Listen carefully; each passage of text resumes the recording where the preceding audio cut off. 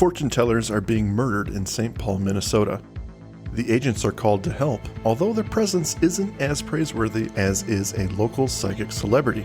During their investigation, the agents come across a middle-aged insurance agent who Mulder suspects knows more about the recent killings than he is letting on. This is not happening. I foresee a rocky romantic affair between superstar Madonna and super witness Kato Kalin. Well, that's a gimme. That's not really going out on a limb, is it? I foresee author J.D. Salinger finally publishing a new novel and hitting the talk show circuit to promote it. That's just playing the odds. I foresee the revelation that not Elvis, but rather Buddy Holly is still alive, having faked his own death so many years ago. Holly will not only reemerge, but also regroup with the Crickets, and they will headline in next year's Lollapalooza? What the hell is Lollapalooza? Who's Buddy Holly? Just give me my lotto ticket and a pint of malt scotch whiskey. Anything else? Yeah. One of these. Andrew, Mike. we are here. Oh, man. It is a red letter day. This is... Have you got, like, candles burning in the background there? Are the lights down low? I do. Are you romancing yourself? I am. Remember talking about the hydraulics in Kavit's garage? I do remember talking about that. Well, my desk is levitating. No, Whoa. this is it. This is Clyde your Bruckman. absolute favorite episode. It is. And So I am when it so comes excited to us talk talking this about one. the top three, bottom three at the end of the season, I think I'm going to institute a caveat. I've already to make thought more about it. I'm not going to do it. I won't put this episode there because it's too easy. It's not fair. Yeah. I've already decided. It's just not Excellent. fair. All right. Well, that is good to So- know because I think it would have been like everybody knows how this is going to land. Yeah. I don't know if there are many other episodes that we talk about where sometimes you don't like reference Clyde Bruckman in some way. Come on. It's not that bad. Just as we got closer, I got more and more excited. It's and true. excitable. Well, and here we are, episode 4 of season 3, Clyde Bruckman's Final Repose, written by Darin Morgan, directed by David Nutter. And that's the episode, ladies and gentlemen. Thank you for It's been listening. a pleasure having you with us. There's really not much to say about it. There's not much to say. The episode You kind of know what? speaks for Strap itself. in, ladies and gentlemen. You're going to get wet. You got a few notes there, Mike? A few things to A say? few notes. No, make sure you bring in your Gallagher splash curtains. Did you know Because I'm going to that be gushing all over this one. the original casting intention for Clyde Bruckman was not Peter Boyle? Do you know who it was? I do not. Bob Newhart. Oh, that is interesting. It Where would have did you made for find a that information? I got my ways. I you know what? I Is it called up. Wikipedia? I called up Chris. Called Darin. No, I called Chris actually. You got to go straight to the source. I said, "Listen, CC, I heard a rumor that Peter Boyle wasn't your first choice. You guys kind of had Bob Newhart in mind." And he said, "Yeah, not many people know about this. This is going to be a scoop for the old podcast there." Oh. Well, Yeah. I'm so glad he chose us out of everyone. I know. He's got a soft spot for us.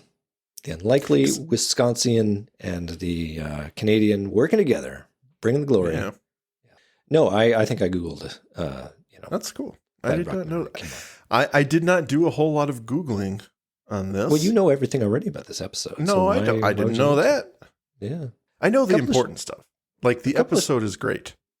Well, that's all you really need to know, right? Yes. It's going to be 20 minutes before we start talking about the actual episode. Oh no, we'll get started here. Got to keep on stroking it gently so that it gets the praise it deserves. Yeah. Both hands. Yes, right. Okay, well, I'm ready. Are you ready, sir? I am ready. Insert the catchy phrase here to have us begin. Shall we lie down and think about the episode? With finality? I don't know what it is, man. I mean, I guess we'll lie down. I guess we'll lie down. We'll lie down together. We'll lie down and talk about it. We'll snuggle. Like Scully and Bruckman in a bed together. Hey-oh. We fade in, Andrew, on a black and white printed image of a man's face as Mark Snow's strings pluck away at an inquisitive melody. The camera slowly pulls away to reveal the full picture.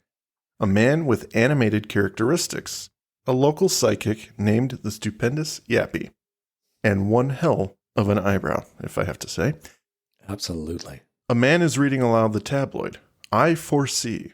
Yappy is making bogus revelations about pop culture, including that Madonna will have an affair with Kato Kalin and that Buddy Holly faked his death and will regroup with the Crickets at the difficult-to-pronounce Lollapalooza. I love that. I have so many notes here where I just say amazing, excellent, love that. And this is my first. This is the first. Yeah. And the shopkeeper is nearby. He's got this look on his face like... Yeah, he's like, oh, what the hell is going on here? You going to buy that, or this is not a library, pal? The grumpy man is unimpressed with the tabloid and critical as the cashier awaits his order. The man asks for a pint of malt Scotch whiskey and, perhaps for amusement, one of the tabloids itself. Yeah. As he leaves, he hums a tune to himself and bumps into another younger man who is crossing the street. They get mixed up and eventually each go their way, exchanging pleasantries for the awkward meeting. Leaving the older man behind, the camera lands on a neon sign for palm readings. Inside, a woman reads the young man's palm. So, what has brought you to Madame Selma? Well, could you really know everything about me just by looking at my hands? The palms tell me all. I would just like for you to be able to tell me, why am I going to be doing the things that I'm going to be doing? Madame Selma, she's a palm reader, not a psychologist. I know. It's just... I think I've somehow caught a glimpse of my own future. Myself. And I see me doing things that just seem so out of character for me. I mean, these are things that not only do I not want to be doing, but I can't even imagine myself capable of doing. And yet, there I am. I'm doing them.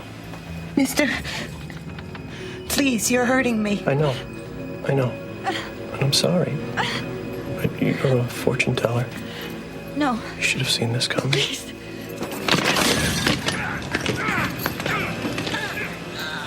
Mark Snow's mystical music accenting their job title. The two exchange it back and forth, and when you hear from the man, the music takes a deeper, kind of wrong key tone. I don't know if you caught that at all. It goes back and forth between the two. Whoever talks, the music changes. I didn't notice that. Without much warning, he lunges over the table and begins strangling her violently. Credits. Okay. I have so much to say on this. And all good. Like, how many times do I here's my 10-point checklist for how terrible this opening is.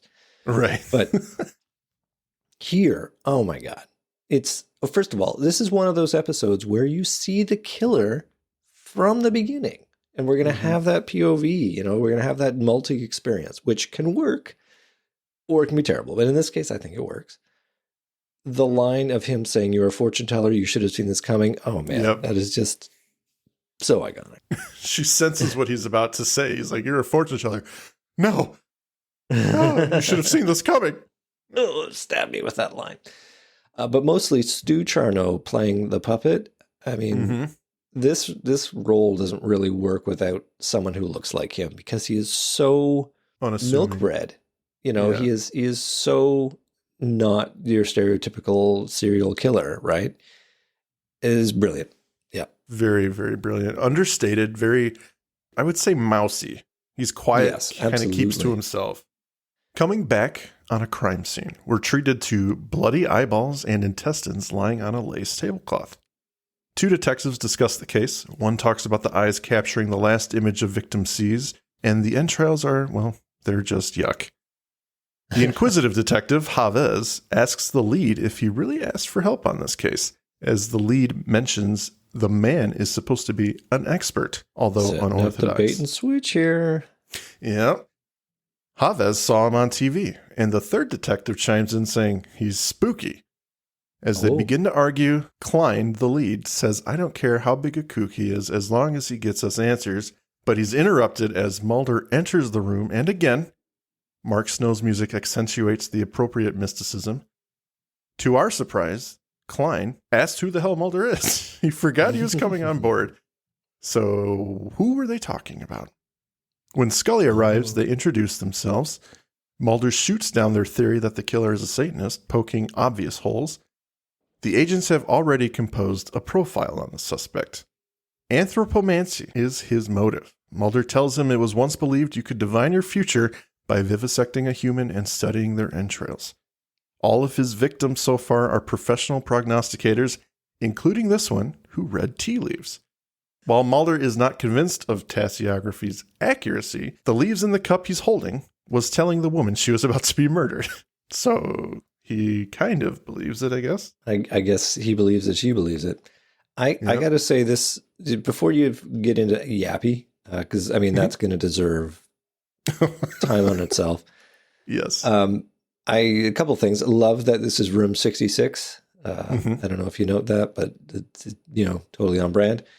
The this business kind of confused me for a while until I kind of pieced together, this isn't the follow-on crime scene from the crime we have just seen, because she's a fortune teller in the first, and now we have a tasseographer here in the second. Because when Yappy comes in and says he tried to make sex with her, but he wasn't able.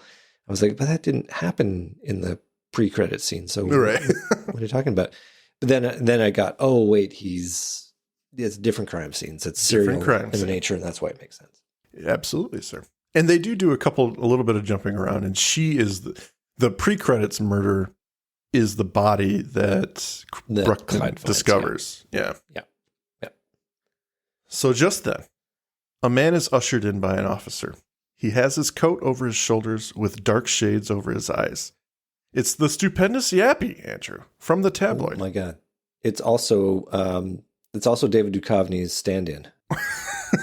Yes. Seriously, that was his role on the show before they wrote him in as the stupendous Yappy. It's his Jap broker, but he worked on set as a stand-in for David Duchovny until they're like, I guess maybe he's got an accent. They're like, I got an idea for this guy. And Darin Morgan. And what a use they made out of him. Yeah. Excellent casting. Unfortunately, he has passed away. That is too bad.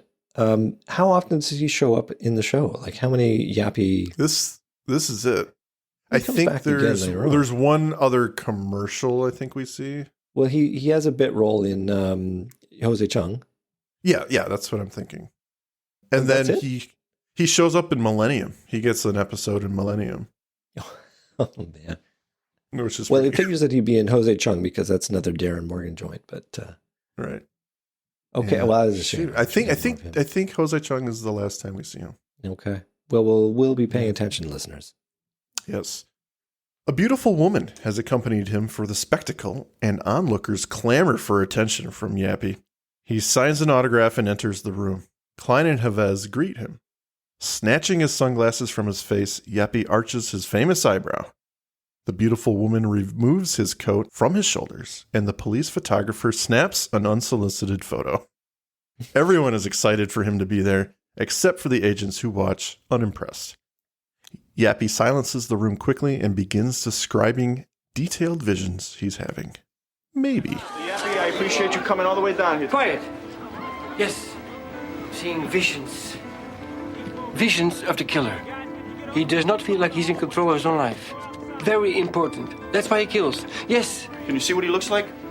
Looks like a white man with facial hair. Or not. But he has, a tattoo. Somewhere on his body. Maybe the tattoo has the facial hair. I think. I see him here. Forcing himself. Yes, on the girl. But he cannot perform. So he's taking out his rage. It's gone. I lost the vision. Someone is blocking me. I am picking up negative energy. He suddenly loses his visions and keys in on Mulder, claiming his negative thoughts are interfering. And despite Mulder's assertions of belief, he is ejected from the room while Yappy finishes his reading. We can surmise, Andrew, that he is full of shit, like all of these people are. I love the scene of Mulder outside the door, and you just hear the applause on the inside. It's like, so ridiculous. This is not a performance. This is an investigation, and you're being applauded as everyone is reduced to like childlike glee for being around this guy. It's like, oh my God, thank you. It's so good. But from Yappy's assessment, though, where he says he does not feel like he's in control of his own life, I love it because it's completely accurate. You know, it's coming out of this guy's mouth, and you're like, oh, come on, this guy's full of shit. But it's in this case absolutely accurate, which makes you go, is this in fact, is he in fact psychic? Yep. And you've got Scully having set it up by saying nobody does anything without a reason. But, of course, the through line for the killer is that he doesn't know why he's doing these things. He is, in fact, doing things without a reason from his own, his own awareness. So, I'm going to have a lot to say about the construction of this episode, the way it's written. And that right there is where you should start paying attention to why characters are saying the things they are. Yeah. Once Yappy leaves, Mulder throws kind of a wet blanket on the investigation's party because, as we were talking about, they were applauding this man. He says the man makes a bunch of bogus claims hoping that something sticks. And when they inevitably do, the percentages are way off. So which is real here? Is he accurate or is he 70% wrong or what? So why are people giving him this much attention? So he's got totally clear frustration. Yeah, absolutely. It's totally valid from the statistics of it, right? When you've got you shotgun a bunch of things, people remember the things that are correct, but they forget about the 70% of things that didn't apply, or they were vague enough that they could be interpreted to apply that way. So clearly, Darin's done his homework about writing about people like Yappy. Well, the detectives are clearly impressed. Clyde jumps in saying he's provided more leads than the FBI has so far.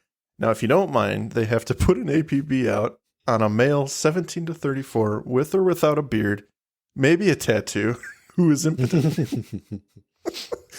Well, there you go. And he's impotent. Yeah. How are you going to check for that? How are you just going to pin that just visually, just walking down the street? That guy. There's something in the way he walks. That's really what tells it. So we cut now to Clyde Bruckman, the salesman from the beginning. He's a life insurance salesman of all things, and he's speaking to a young couple in their home. When the doe-eyed couple inform him they are buying a boat, a really good boat, mind you, Clyde Bruckman begins trailing off. Once facing the couple, he's now slowly and wistfully turning his head up and away from them, telling them he doesn't get it. 2 years from now, the man is going to be hit head-on by a drunk as he drives home.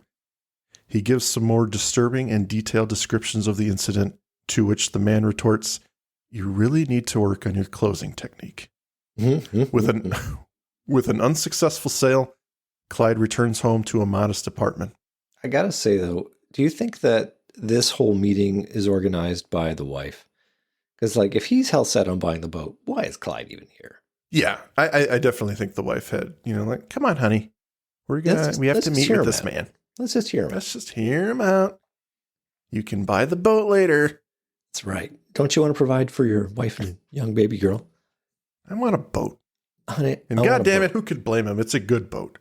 It's a really good boat, in fact. It's a really good boat. Mark Snow's music carries this scene with a plodding plucking of strings. There's almost an innocence to them, but when he opens his fridge to find a bagged head of cabbage, he holds it up. There's the faint resemblance of a man's head, perhaps Clyde's head, in place of the cabbage. Disgusted, he throws it out and then tends to his across-the-hall neighbor, Mrs. Lowe. Offering to take her garbage out, obviously losing her mind, she hands him a lighter. As she goes to get her trash, her dog, a Pomeranian, is looking at him. He catches a quick glimpse of the dog aggressively eating something. It looks like a woman. It looks like they're wearing Mrs. Lowe's robe. It's looked like she's got ground hamburger coming out of her intestines. Yeah. When the quick flash ends, we can see there's nothing there. The dog's eating nothing, and he kind of shoos the dog away, calling him a monster. Mm-hmm. Oh, boy. Clyde deposits the trash into the downstairs bin. As he walks away, he stops. Something caught his eye. He peers at the side of the bin to see a jeweled hand sticking out. It is indeed. No. Oh, no. I was exclaiming as he would internally, he was looking at the hand and going, oh, no. I was acting. Oh, no. I got you. Yeah. I thought you were saying no. No, you're wrong. You're wrong episode. We're not doing Clyde today. What are you talking about? No. It is the jeweled hand of the pre-credits fortune teller. Oh, boy. Is that Madame Zora, I think is her name? Madame Zora. Yeah. Later on, the cops arrive. Clyde is impressed. Mr. Yappy said the body would be dumped somewhere, and look, it's here in a dumpster. So what more do you need? He's totally doing it. He's doing it. The agents go to talk to Clyde since he found the body, and because he was unusually specific in his story, he claims the eyes had been gouged out, but the body was upside down. When Scully presses him on how he knew that, he counters with, well, it's accurate, so what are you complaining about? He fails to see how this might make him look to detectives, but, this whole scene is so good. Yeah. This whole it's like she's caught off guard. Like, I don't know how to respond to this. Anyone else would be sensing the danger to themselves right now, but no. But you're just taking it like I'm insulting you. Yeah. A quick note when they are outside talking to the detective about how they discovered a dumped body in a dumpster. And there's a little Scully clocks all the people that are looking, and there's this slow pan of the crowd, and we see the puppet. Stu Charno. It doesn't actually have a name, but we see him in the crowd. And it's a nice little call in because we'll have another moment like that later on where we again see the puppet, but she doesn't put it together there. She sees all those people, but she doesn't eagle eye that he's there, which is good at this stage in the game. Yeah. Mulder's getting a sense that he knows more than he's letting on, but not because he's involved. The agents now take him to another crime scene, the one with the dolls. He walks in, dazed, a little confused. Mulder asks if he can tell them anything about the murder that occurred here. I didn't do it. You're not under suspicion. But I do harbor a suspicion that you can see things about this crime. Things that we can't see. I'm not sure I understand what you mean. I think you do. Yeah, right. I'd like to see both your badges again right now. I don't blame you, Mr. Bruckman. I'm supposed to believe that's a real name? What is this all about? I found a dead body in my dumpster. I reported it to the police. And now suddenly I'm accused of doing things or being able to do things that I couldn't possibly...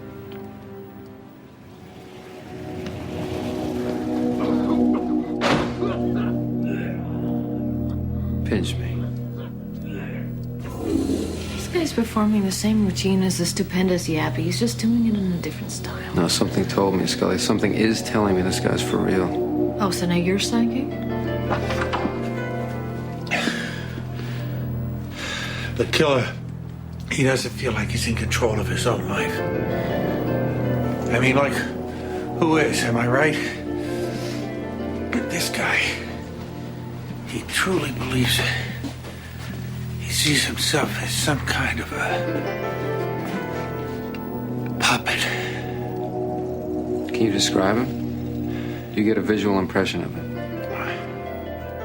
So you can see into him, but not at him. I'm sorry, I didn't mean to give off any negative energy. Negative energy? What is it? What is it? What do you see? He's having sex with her. There. Is he raping her? Oh, no, not at all.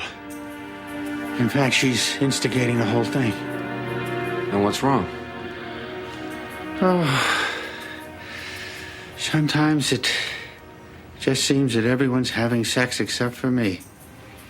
And Andrew, I gotta say, this is the kind of the draw for me to this episode. One of the many things, but just the ideas and the notions put forward, like what makes us who we are.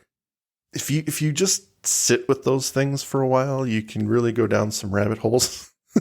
It's so true. And this is going to touch on something that I will have a lot to say about later, but I'll introduce it here in that the whole nature of this episode is really not about the cat and mouse game of searching for a serial killer.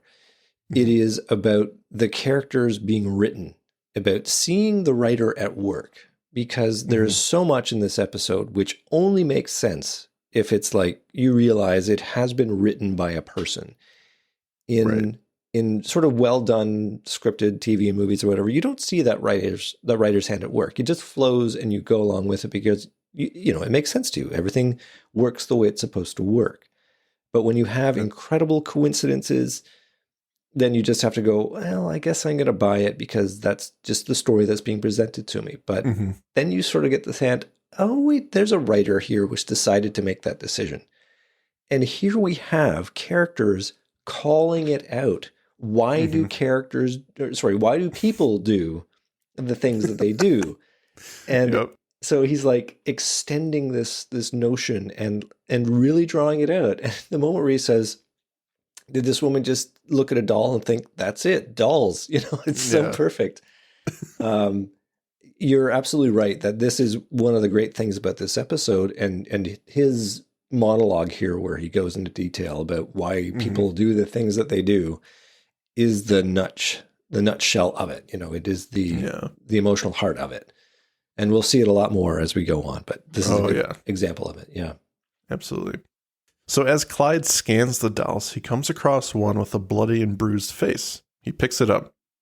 Suddenly he turns and tells the agents they'll find her at the Glenview Lake by the fat little white Nazi stormtrooper. The next day, the agents are in fact at Glenview Lake as a dive team is fishing the woman out. A group of onlookers have gathered once again, and once again, the puppet is among them. Ooh. Mulder points to the propane tank next to a bait shack and asks Scully if it looks like a fat little white Nazi stormtrooper. Amazing. And in typical Scully fashion, Clyde's comments only make him more of a suspect, but Mulder disagrees. Well, but she rightly points out that, look, if that thing wasn't here, you'd see a rock and you'd call it a fat little white Nazi stormtrooper. 5 words which probably never exist together in a sentence in any other context. But it's so perfect. Once the idea has been planted in your head, you cannot help but associate. Yeah. And that's true too. That kind of stuff is very true. Yeah. Back at Clyde's apartment, he's listening to the radio as lotto numbers are read and his ticket is indeed a loser. If you notice, one number off of each winning number. I was just about to say, so perfect. And he's so he's in such excruciating pain for that. He's like, oh, why do I do this to myself? Yeah. In another kind of funny moment, Mulder comes in and Clyde, with his head in his hands, predicts who it is. And to a T, he's describing Mulder and Scully, but when Mulder reveals himself, he seems a little surprised. Like he was expecting someone else. Who? To which I ask, who did he think it was? Exactly. I think it's just like a goofy moment for people. I don't know. It's a wonderful Or he's making a joke, yeah. I think maybe the better thing is, oh, you are actually here. Damn, I saw that. But yeah, it's like, if you didn't think it was Mulder, like, which other duo with a lady partner did you think it was? Right. He refuses to help Mulder. He admits to having the gift, but he calls it a curse. When Mulder asks him how he can feel that way, Clyde asks if he wants to know how he's going to die. Of course, Mulder says yes, and Bruckman brushes him off, telling him not knowing is a big drawback and launches into a sales pitch. When Mulder presses him, Clyde shows disinterest and claims whether he helps or not, more people are going to die because of this guy. And how can I see the future if it didn't already exist? That is my favorite line. Yeah. Yeah. It's another call out to the writer in the room. You know, he's like, it exists because it's on paper. It has been written, exactly. Yeah. It's here Mulder comments on the difference between them. Despite not having powers, he can't just sit there and let people die. Clyde gets poetic again and says that that's exactly why he can't help. I might adversely affect the fate of the future. I mean, his next victim might be the mother of the daughter whose son invents the time machine. Then the son goes back in time and changes world history. And then Columbus never discovers America. Man never lands on the moon. The U.S. never invades Grenada. Or something less significant, resulting in the fact that my father never meets my mother and consequently I'm never born. So when do we start? Convincing himself, Clyde is now on board because it might mean the end of his suffering, although we don't know how. Mulder takes him to the evidence room at the local police station. He gives Clyde an odd trinket of 3 gold frogs standing upright in a circle. He gets nothing from it except that the man who cast the mold will die of prostate cancer at the age of 82, and he tosses it aside. Do you get any other impressions from it? Yeah, it's ugly. It's ugly.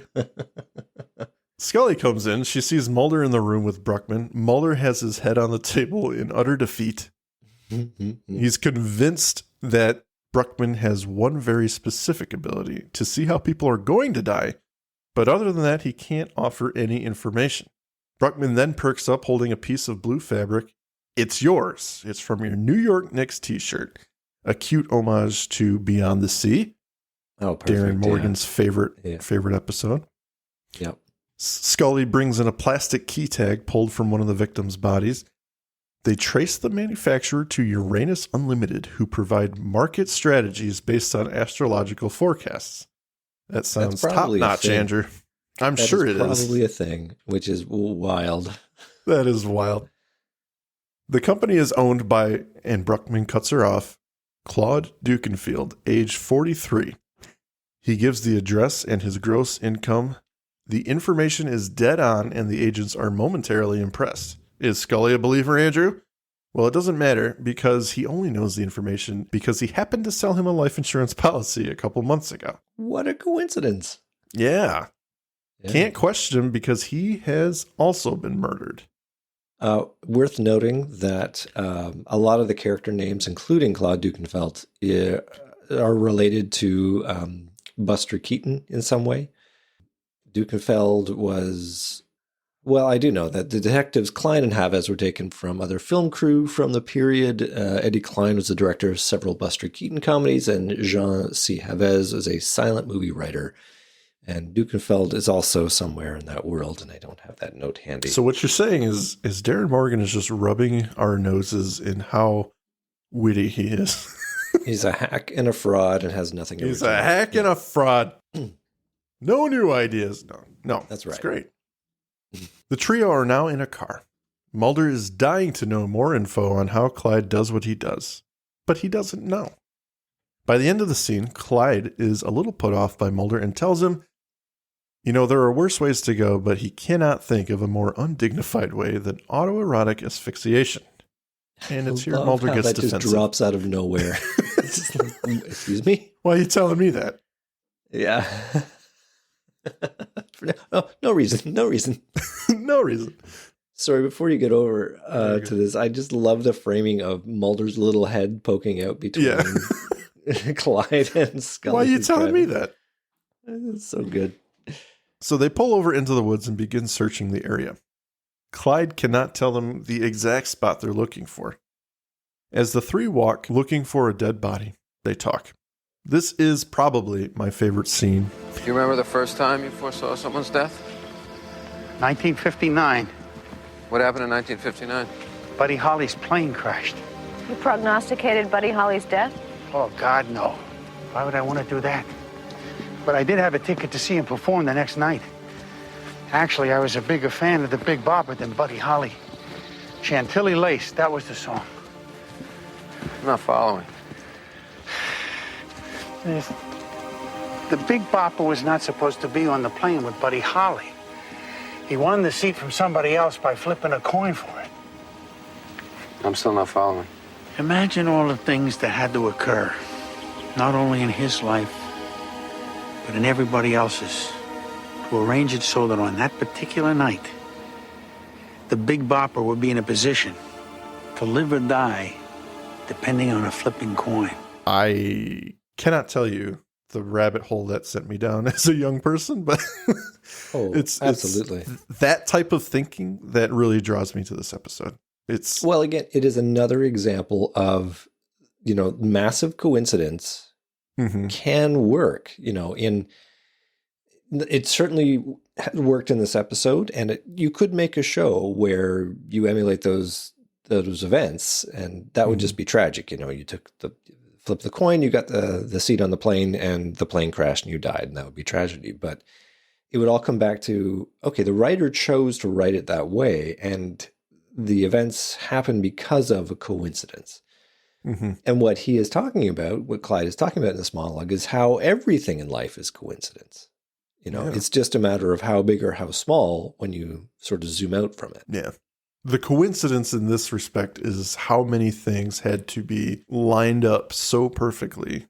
The finality of it, you either live if you do this or you die if you do this. And I think that's just a cool thought to think that, and I'll probably go into this in final thoughts, but just a great scene. Excellent scene. Excellent dialogue. I fucking love it. Yep. In a patch of woods they will walk through many a time. Yes. Annoyed they haven't found the body, they begin to head back to the car, but it's stuck in some mud. Mulder goes to push to get it free. Scully guns it, spraying him with mud, and it's now that Bruckman spots a muddy hand under one of the wheels.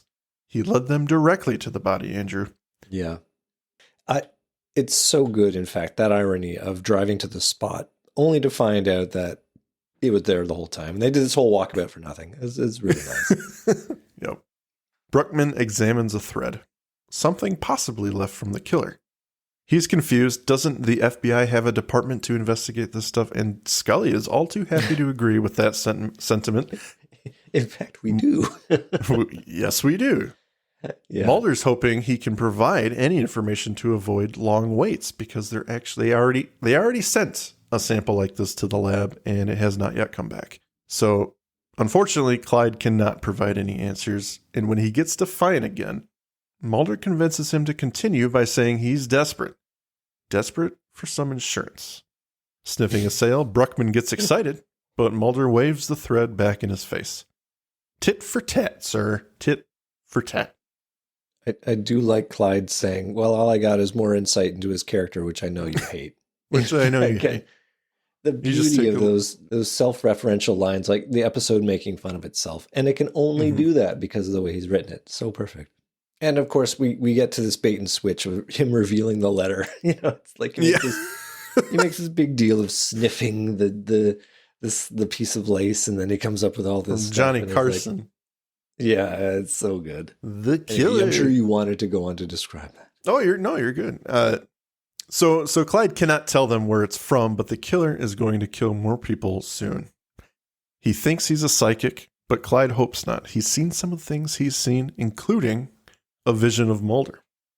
A flash of Mulder chasing someone in a dark room, a kitchen. Bruckman describes the scene. Someone is stalking Mulder. Mulder steps in pie, which confounds Bruckman. He begins being a little bit more focused on that than the actual crime. The man comes at Mulder with a knife and slits his throat from behind. When the agents beg for more information, he has nothing. Instead of the thread, Bruckman claims he got all this info from a piece of mail that came in. It's from the killer, addressing Bruckman and claiming to know that he knows and to say hi to the FBI agents. Unfortunately, it's postmarked for the day before he joined the investigation, which concerns Mulder, who then takes action to put Bruckman in police custody. It's now that Bruckman makes another ominous declaration. I'll be dead before you catch this guy, no matter what you do. No, we need to talk more about that dream sequence or the vision that he has. If you look at the scene that is seen by Bruckman in his vision, I'm not sure how to describe this on our audio medium because it'd be easier to show it, but essentially Mulder's looking away, and the puppet manages to sneak up on him and slit his throat. So that's the vision that Clyde has, and it's important to note that because later on, when we are in the actual scene, which of course happens, Mulder's going to spin around because he remembers the warning he has, right? And we all think that he spins around and now he's going to be able to defend himself. But then, of course, the puppet is on the other backside and he attacks him from behind that way. It's such a great reversal of a reversal. It's really fun. It's well done. Well, the other interesting takeaway is that Clyde doesn't actually say, and then he slits your throat. He goes and says, you step in the pie, he's sneaking up on you, and then Mulder's like, and then Clyde says, and nothing. That's all I got. So he doesn't actually say, and then he slits your throat, because it's too ghastly. I think it's too emotional for him to say, and then that's how you die. But maybe also, this is not how Mulder is going to die. It is not. I know, because he never actually says how he's going to die. No. Yeah. Could just be a bait and switch. It could indeed be a bait and switch. That would fit in so easily and nicely with this particular episode. Mulder grabbing his throat, having his throat cut, is just a scene for the audience. He does not, you're right, he doesn't relay that to the agents at all. Yeah. Which I would venture to bet it's too emotional for him, because he, as we've seen from previous scenes already, he's very emotional and very physically affected by death and seeing death. Yeah. So he probably didn't want to utter the words. That would be my assumption. So we are now at a tarot clinic, store, factory, tarot readers, place of business, abode, a tarot reader's place of business, a tarot shop. Yes, a tarot shop. The dealer is reading the killer's cards. Does that make him a tarotist? Oh, yes, tarotist. He's a tarotist. He's a tarotist. He's on the tarotism watch list. And who is this, Andrew? Oh, he's my favorite. He finally has his own close-up, because he's always been in weird mirrors or relief or got heavy makeup or something. But Alex Dakin, my fave from season 2. Yeah. The dealer is reading the killer's cards. He's searching for someone. This person will find you, a relative or a close friend. Actually, it's the guy I'm going to kill, the puppet says. Back with the agents, Bruckman is having some dessert. Enjoying the doilies they put the pie on, he comments on the authenticity of the real cream they use. Scully is doing background checks and quips not everyone can come up with suspects by having visions. And Clyde asks if she's jealous. I like their back and forth. These two have like this antagonistic relationship, but they're not really antagonists to each other. She refuses to believe, and he just pokes at her throughout the episode. Yeah. Oh, yeah. He's that lovable antagonist. He's not really an antagonist, but I love the name of the hotel, La Dame Fino. I think it's meant to be the Damn Fine Hotel, but this is called La Dame Fino. It sounds so fancy. As the reader goes on, he's full of shit, just like Yappy, claiming the killer's confusion will come to an end soon with the arrival of a woman, a blonde or a brunette, maybe a redhead. Cuts to a redhead. Scully sits on one of the beds and talks to Bruckman as he lies on the other. She asks him if he can see his own end, humoring that urge that has been gnawing at her brain this whole time. He tells Scully he sees their end. Confused, he elaborates. They wind up in bed together. She's struck. Whoa. She's shocked. He corrects himself. What came off as an overture was really the truth. He sees them in bed together. She's holding his hand as tears stream down his face. It's a gentle moment neither of them will forget. And she proceeds to tell him what a whiff that one was. Swing and a miss, sir. This is never going to happen. But what a setup. As the tarot reading is finished up, the puppet stops the reader and says the last card is for the reader himself. When he flips it, it is indeed the death card. Now, popular misconception about death does not actually, in tarot format, necessarily mean somebody's going to die. It just means change. A better card, a more accurate card for that particular revelation should have been the tower, which is things fall apart, things rapidly shift. So how many movies does the death card come up? So you, Andrew, are going to throw a stick into Hollywood and say they've gotten it wrong for hundreds of years. Using the defibrillator to restart somebody's heart. Yes. Yeah. Am I to infer that you are a tarot person? A tarotist? I'm a tarotist. I'm on the tarotism watch list. No, I'm not a huge believer in like a supernatural version of the tarot, but I think that they're a fascinating vehicle for introspection, self-exploration, and introspection for sure, because it sort of forces you to think about what this card could mean for you. So I think it's fascinating in that regard. I've done it once. They take it in a different direction here. Once I had a girlfriend. We've all been there, ladies and gentlemen. We've all had that European girlfriend. We've all had that one person who's like, let's do this. I'm into this shit. And crystals affect my mood. But you do anything for sex. So fair. I had my cards read once. It was interesting.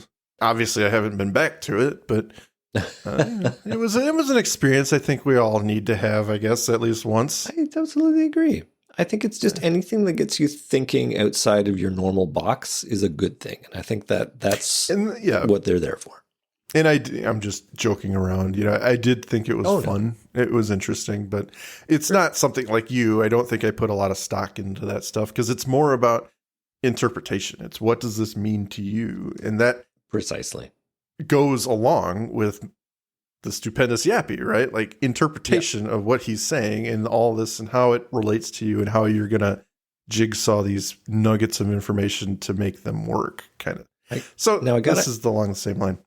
I got to ask a question. If I am doing business as a tarot reader, tea leaves reader, palm reader in St. Paul, Minnesota, and a number of people in this trade have all been killed, why is this guy in business? Like, shouldn't he be on a vacation right now? Like, he's just asking for it. Well, I got to tell you, the trade is probably not doing well.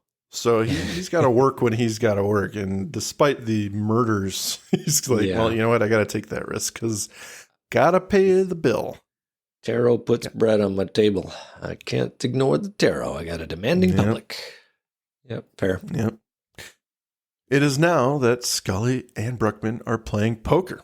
And it should be noted that he holds the dead man's hand, which is 3 aces and 2 8s. Marvelous, isn't it? Yep. Slight little nods. A knock at the door. And we don't get to see her cards. Nope. She's got the invincibility deck. That's right.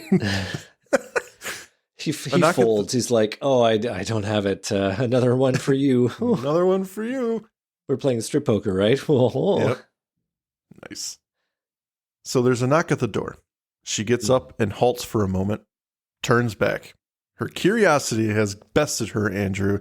It has bested her skeptical nature to ask, how do I die? The line everyone has latched on to, Clyde Bruckman responds, you don't. And that will become very prominent in season 6. It will, for not a great reason. No. I think that this was just about him being nice, just about him being, I can't laden her with the guilt of how it's going to happen. I am just going to say this thing to shut down the conversation. It's absolutely headcanon that people came up with that means antithesis. Yeah, exactly. But yes, Mulder comes in with information. It was lace. Chantilly lace. You know what I like. You know what I like. They have a cute little exchange there. And Mulder asks if coincidences are just coincidences. Why do they feel so contrived? Again, poking at the writing aspect of this. Because they are very much contrived. It's almost like it's been preordained. Yeah. She points him in the direction of the psychic in the hotel room. During the night, Mulder reads in bed while Bruckman lies awake, waiting for yet another psychic question. When Mulder asks about dreams, he only has one. He tells the story of the dream he has every night, describing his dead body in a field and watching as it slowly decays. This narration is accompanied by some really gruesome and effective effects, Andrew. This is really good stuff. Oh, They do a time lapse of his, obviously not really Peter Boyle's dead body. Yeah. But they do a time lapse and it shows his body decaying step by step. And it is gruesome. And it looks fucking legit. Well, it's Toby Lindala again who did the he does their amazing special effects, especially their practicals. And apparently the actor playing Clyde Bruckman, Peter Boyle, had a kind of a problem with doing this kind of a scene. He has his own personal issues around his death, and so I imagine it contributed to the scene. I mean, from an acting point of view, he's just a body, but apparently it was hard. And I just see this as a trend that the X-Files has for its guest stars, where they put them in these situations where they are psychologically difficult for them to handle, but yet they come through it like pros. I do know that, and I don't know if this relates in any way to his objection, but he was raised religious and he kind of fell away from it a little bit, and then he came back to it towards the later part of his life, and I'm wondering if maybe that was stirring some stuff up for him. Good, sir. Because he, to be fair, I mean, he has 10 years to go after this episode. I think he died in 2005, and he died right after Everybody Loves Raymond ended, pretty much. Okay. Wow. And you can kind of see his decline during that show, but yeah, it's kind of weird to put a timestamp on his life, but I mean, he does not stay around for very long after this episode, which is weird. Yeah. So the narration again is accompanied by some gruesome effects, which are amazing. The scene cuts back to him abruptly. Well, good night. What a marvelous way to end. You just imagine like the lights out and just Mulder's open eyes. Yeah, he is scarred, right? The next day, Scully arrives to a disheveled Mulder, clearly scarred from Bruckman's story.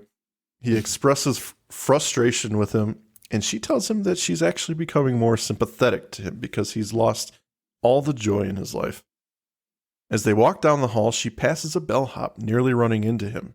She grabs the tray he's carrying as the two awkwardly slip past each other. Back in Bruckman's room, Chavez is telling him a joke, and Bruckman chimes in with the punchline despite never having heard it. Chavez, having heard the stories of Bruckman's abilities, now asks him how he's going to die, and guesses lung cancer. Yeah. But Bruckman simply and softly shakes his head, relieved.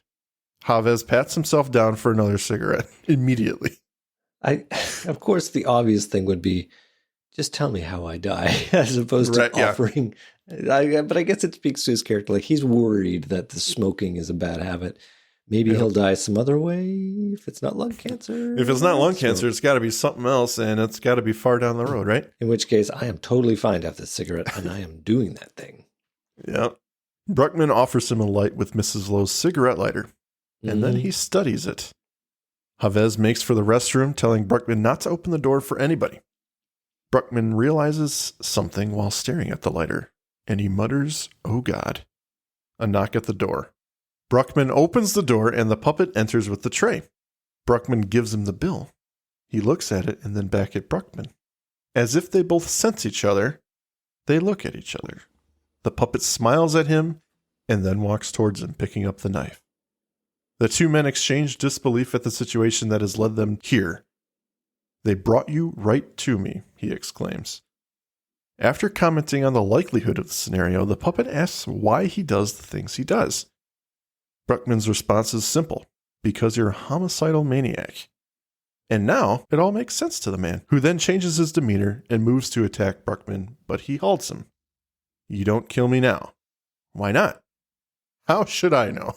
This scene is so good. It's so good. Just then, Chavez exits the bathroom. The puppet surprises him before he can acquire his gun and attacks him. Back at the tarot shop, Scully is looking at the Page of Cups card curiously as Mulder examines the body. They either have a copycat or the killer is getting extremely lackadaisical. He left the body, didn't remove the eyes. Clyde excitedly presumes they'll get fingerprints off the salad fork protruding from the man's eye. So your guy there did not meet a good end. Yeah. He got a fork to the Unfortunately, Alex isn't going to come back for the sequel. I wanted to touch on a few things from the meeting between the puppet and Clyde Bruckman, because I think we both agree it's an amazing scene. One of the first things I love about it is the way it's shot, in that you don't see the faces when the puppet arrives at the door to give them the room service, and Clyde pays for it. It is all shot from just the elbow level. Yeah. And that body language that comes through, like, this is David Nutter deciding to run it like this. I'm sure Darin, or maybe Darin has written the script with an exact camera angle, but usually that's the DOP which sets that up. But it is so well done to see the body language of it. Like, they're going through this normal hotel transaction, and then as he's walking away, he's fingering that dollar bill. And you just know that he's reading information off of it in a non-natural way. And then when Clyde is looking at, I think he's touching the glass, he's touching the mug that's on that tray. And similarly, he's getting that information, and you just know that they know, that this is where this scene is going to change their lives, that they have finally been put together. And it's really cool because they, not knowing who each other are, yes, they know. Pen pals, basically, yeah. Yeah. They know immediately by touching those objects and reading them that, okay, this is the guy we've been chasing, and this is the guy I'm looking for. So, and it's a really cool scene. The odds of it, of course, like, this is the writer tipping their hat again. Saying, absolutely. When the puppet says, "They brought you right to me," what are the odds of that? It's like, well, 0. This only happened because the writer has made it happen, and this is pointedly the case. But that's the whole nature of this episode, and that's why it works. So I love it. It's just so, like, it's a case of making the rules and adhering to the rules. They do not creep from what the rules are. It's so good. Okay, I'm done. You can go on now. No, you're fine. Meanwhile, Scully looks at a piece of lace on the tip of her thumb, the thumb that she grabbed the tray with. Mulder and Clyde are relieved to have what they believe are going to be fingerprints and footprints at the scene. Clyde is thankful they don't have to rely on psychics anymore, and it's now down to good old-fashioned police work. And as soon as he says this, something comes over Scully, and she states simply, "It's the bellhop." She runs out of the shop. So and good. Then here we go. How does she know that? Woman's intuition. It's so good. It's so good. This transformation of, like, oh, we got all this evidence now. Oof, we're in territory when we know, and then now we don't need to. Together. Yeah. Yep. So marvelous. The puppet exits Bruckman's room hurriedly down a flight of stairs. The elevator then opens and Scully steps out, having missed the bellhop. She investigates the room for the two men and finds Chavez dead in the bathroom, but no Bruckman. Mulder, in the meantime, is waiting for another elevator. Through double doors a few feet away, he sees the bellhop looking extremely suspicious. When the puppet spots Mulder, he bolts and Mulder gives chase. The puppet enters the hotel kitchen and turns off all the lights to mask his escape. Mulder slowly enters, gun drawn, searching. He steps in a pie that was on the floor. He's bothered by it, but quickly remembers Bruckman's prediction and does a 180 with his gun. But nothing. Just then, the puppet attacks from behind him yet again and attempts to slit his throat, but Mulder blocks him with his gun hand and the men struggle. Mulder drops the gun, the puppet throws him and punches him in the stomach. Mulder drops. The puppet gets ready to stab him while he's on the ground, and just as he raises the knife, Scully exits the elevator nearby, sees what's happening, she calls to him to stop, aims her gun. He continues to try and plunge the knife down into Mulder's chest. She fires one shot, hitting the man, and he drops the knife, point down, and it bounces off Mulder's body. He's surprised. That's not the way it's supposed to happen, and he slumps over dead. She claims she hit the wrong button on accident. Neither of them know where Bruckman is and go looking for him. Okay. An amazing scene. I've already sort of talked about how much I like it because it's like the other reverse, but so many things, like Scully, again, the expert marksman between the two of them. No hesitation here, right? Like in previous bits of business. It's like, do we shoot? Do we not shoot? But in this case, Mulder's life is in danger. She sees what the puppet's going to do, so she just ends him. Yeah. And they don't do a Hollywood gunshot. It's just, the red bloom appears on his chest, and he's going to slump over. He doesn't like get bowled over backwards from the force of the bullet. Bullets don't actually work that way. But almost callous indifference on Scully's part, right? Like she's got a so stern face that moment. Yeah. She's like, this is a do or die moment, sir. So you either stop or you're going to die. Yeah. And another takeaway is the whole fight scene between Mulder and the puppet is so, like, you don't expect that the puppet's going to be so strong and mean and capable, but I mean, he is. Like, this is Mulder who can beat up vampires, young vampires. No problem. But when it comes to this guy, he's got the upper hand, and he's, if Scully didn't show up when she did, he'd be done, I'm sure.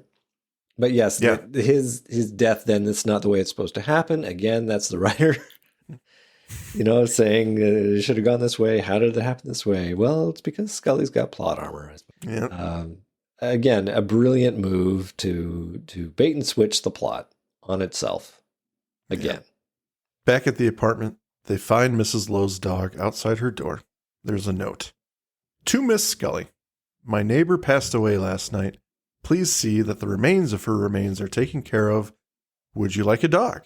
He's paper trained and well behaved, regardless of his actions last night, which you can't really blame him for. This is so good.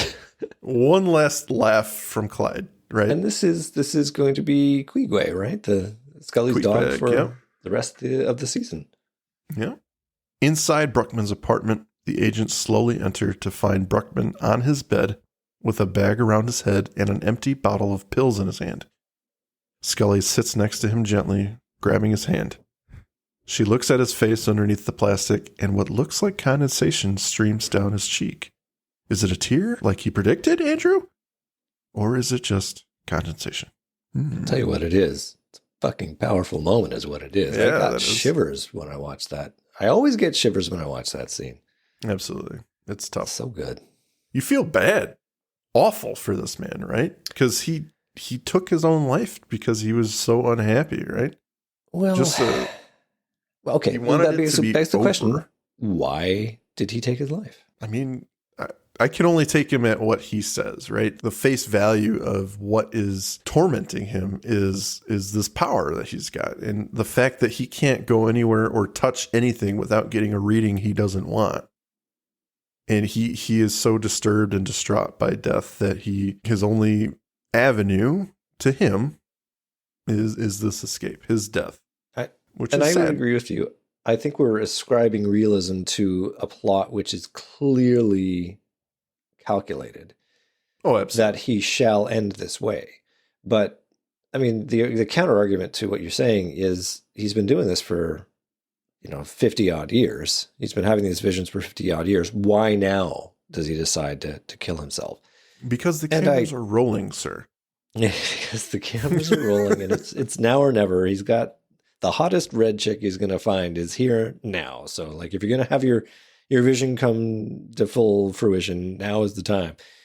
I mean, you could again go that this is destiny, this is fate, coming full circle, and it is now time to enact this, or his experience with, actually meeting this other psychic killer is finally the point which pushes him over the edge. You cannot go on like this. But you could also argue that the death of the puppet should free him in some way. You're not seeing the actions of this killer. You are now, you can breathe a sigh of relief, but plot decides not to go that way because it's frankly, it's a better scene of him dying. I get it. It's a good death scene, but it doesn't necessarily have to go this way. It goes that way because it's written to go that way. No. That's a good point. Yeah. I think it's very interpretive. Oh, it's subjective for sure. Like, yeah, it's going to make sense for some people, and for others, it's going to resonate. And I would say that and again, here I am picking apart the best episode in season 3, objectively. Watch it. I will cancel you immediately. I will cancel the show. Yeah. No. Suddenly there'd be somebody else, a replacement Andrew next week. I would say if there's anything to improve this moment, it would be that we see a little bit more self-destructive impulse from him at some other point in the show. That there is a moment where he reveals he can't go on, or he has made other attempts to end himself, and that would then give some credibility to the idea that at the end of the episode, he is now at a place of peace where he can do this. Like, there's nothing stopping before. Why now is the question. Well, okay, I would ask you, and that's fine. I think that makes for interesting possibility. Mm-hmm. What I would ask you is, do you think he was dropping those hints throughout the episode? Because every time he got the chance to say he's not going to make it out of this case alive, he said it. He didn't go into specifics, but he said it. Sure. Like, he had this in his head, I think, for quite a while. And all this stuff was lining up anyway. But the illusion we're meant to draw is that he is going to be killed by our villain. That's the end he's going to suffer. But the fact that he kills himself is him completing that narrative. Like, there's no build up for him having one opinion or another on suicide. You know, it's just at the end we are dropped with this idea that he couldn't take it anymore and he's dead. I mean, for all we know, the cigarette smoking man has arranged it to look like a suicide, and it wasn't, you know, suicide at all. It was a kill and made to look like a suicide. But I mean, clearly it's meant to be delivered that he's overwhelmed, he can't go on, and he takes his own life. I think it comes out of nowhere. I think it could have been built up a bit more to make it. That's fair. You know, and you have a moment of maybe it'll get better, only for at the end something pushes him over the edge. But we don't really have that. Sorry to poop on your. No, that's fine. I get it. What I would say is that view, Andrew, from you is a little surprising. And I'm not saying it's wrong or bad. Please. You are a person, and that's okay. And I think I'm kind of the same way where tropes kind of get old. And I would say that scenario that you laid out, where there's kind of like this steady incline of, maybe he'll do this. Oh, he's self-destructive, but maybe he's getting better. And then ultimately he commits the act or whatever. Yeah. I would say that maybe Hollywood. And they chose not to do that. To your point, if it was structured that way, I could, in an alternate universe, I could totally see myself pooping on it for, it was so predictable that he set it up so he would take his own life. And God, this for the love of God. No, the takeaway is I can just never be happy. No, I would say I appreciate your point. I would say the counter to that is my issue here is that the decision to have him kill himself comes out of nowhere. Now, as a counter to that counter, it works in this episode. I know I'm countering my own point by saying it works in this everything episode. in this. It works because it is written. You know, it is happening like this because it's written specifically by the writer to play out this way. So in that one unique narrative, because we know the writer is hard at work pushing the narrative this way, the fact that it does happen kind of makes sense. I just think that structurally it would make sense if we had a bit more, just one moment in the episode where we learn of a previous suicide attempt, or we get him saying, "I'm so tired of this," and then we can have a moment of hope where he's like, maybe it'll be better, and then he does in the end do it. It would then be like, oh, I get it. He finally couldn't do it anymore. It doesn't just come out of nowhere. So that's my only issue, really, is that it comes out of nowhere. That's fair, man. Okay. So let me finish the very short ending here. Excellent. In Scully's apartment later, she's on the couch with her brand new puppy, Queequeg. Yep. They're watching Laurel and Hardy. As it ends, she reaches for the remote, but is interrupted by the stupendous Yappy. Uh-oh, he's got an infomercial, sir. Do you remember 900 numbers? I do, but those were... I feel like those were sex numbers mostly. That was the thing, is like how many teenage boys had conversations with their parents when, 24 900 numbers showed up on the phone bill. Now it's what's OnlyFans on my debit card. What is OnlyFans? I have no idea. Son, we need to have a conversation I never wanted to have. Yep. So Stupendous Yappy has an infomercial. Do you want to know the future? Do you want to know what lies ahead? As he makes his bold claims of being able to help people know their future, we see short scenelets of people acting out the various scenarios, and we see the beautiful woman who entered the crime scene with him as well. Yeah, I love she gets her own call out in the show. Yep. With an arched eyebrow, Stupendous Yappy offers up his phone number, and Scully slowly raises the phone up. With confidence, Stupendous Yappy ends his commercial telling people to call. I know you will. I'm psychic. Scully then slings the phone across the room at her TV, turning it off. The episode ends. Wah, wah, wah. She's not going to call. Thank Jesus. She looked like she might call, though. Well, we don't have to. Oh, no, we do. I mean, we will. Yeah. But, you know, we've done a pretty good job already. Yeah. Our mascara's running down at least my face. It sure is. Well, do you want my final thoughts? I do want your final thoughts, sir. All right. Brilliant, obviously.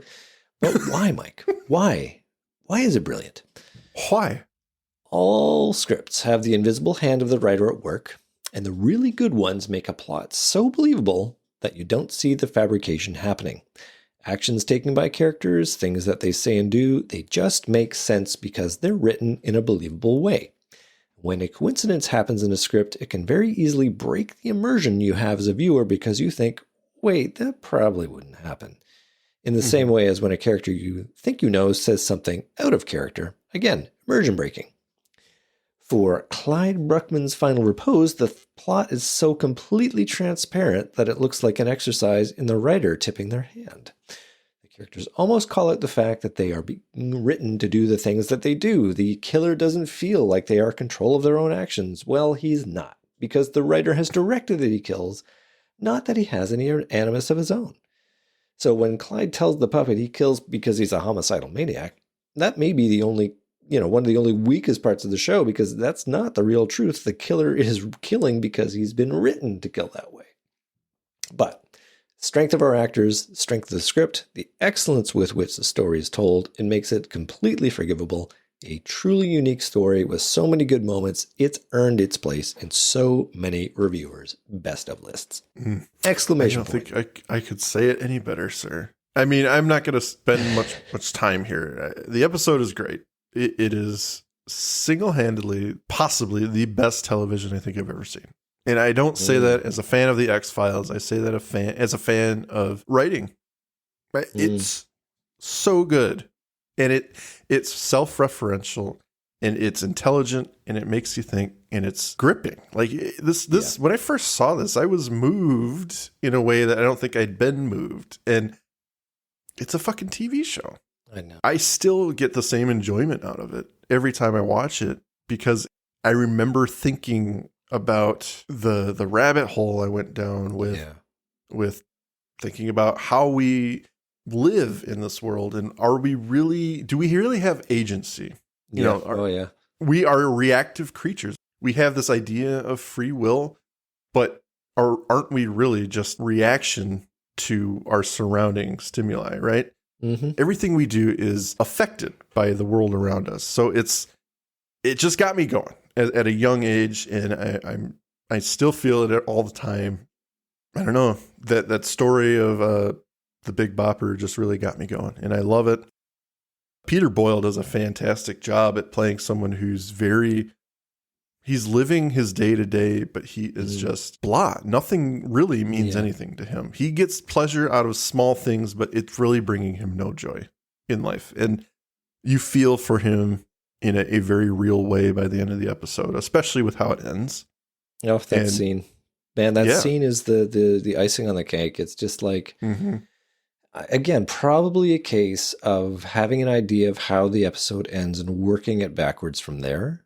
And that setup of him and Scully on the beds saying, this is how I see my own end. And, it sounds like one thing. And you walk away from that scene going, okay, that was a fun little moment there.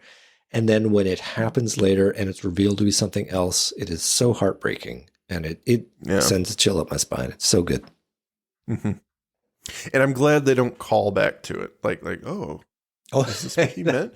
Because that would ruin the mood, right? It would be so bad to have a flashback in black and white, with little fade out on the edges. And he says, I see us in bed together. I see us. And then she looks up and then she slaps her head and goes, that's what he meant. Oh, no. No. Do you remember do you remember The Sixth Sense with Bruce Willis? Yeah, absolutely. Fantastic movie for that, because it is an ultimate case of setting up the expectation one way, and then at the end it's all turned on its head. That's the M. Night Shyamalan classic. My problem is, it was a great movie. My problem was, I'm sorry, did you say it wasn't a great movie? I said it's his only good movie. Oh, yeah, well, that's true. The problem I had with it was, for the rewatch value, they should not have had the flashbacks so that it's like you then re-see all the scenes from a different angle. Yeah. Because if you didn't have that, I would have gone to see the movie again. So it would have been like, oh, that's so different now. But by having the sort of best of compilation at the end of all those scenes, didn't need to do it. Anyway, I'm glad they didn't do that for this episode. They probably didn't have time to do it for this episode. But such a great scene. All I'll say to add on to this is Mark Snow's music. Oh, yeah. Jesus Christ, he was on point in this episode. The first half of the episode is full of gorgeous and ethereal harps and strings, other strings, I should say.